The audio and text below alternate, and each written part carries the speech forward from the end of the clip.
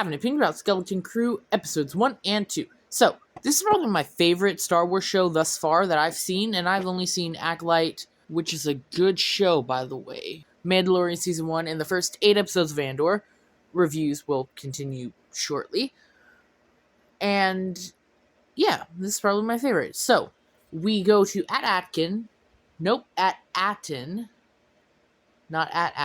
at Atten, which is the most suburban-looking planet I've ever seen in Star Wars. And we meet Wim and Neil, and Wim misses his assessment test, and because he missed the bus or tram or whatever, he tries taking a shortcut. He falls into like a little ravine thing. Not really a ravine, I don't know what you'd call it. And then he finds something he thinks is a Jedi temple. It's not, but him and Neil go to investigate it later that night.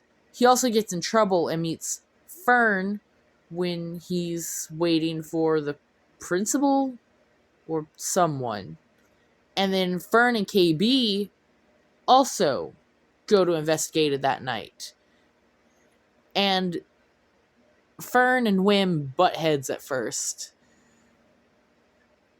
And then they get the ship opened. Oh, by the way, it's a ship, not a Jedi temple. And they get it flying. And then they meet the droid, SM-33. And if you read it, his name is Smee. You gotta admit, Star Wars has great droid naming. But sadly, he dies.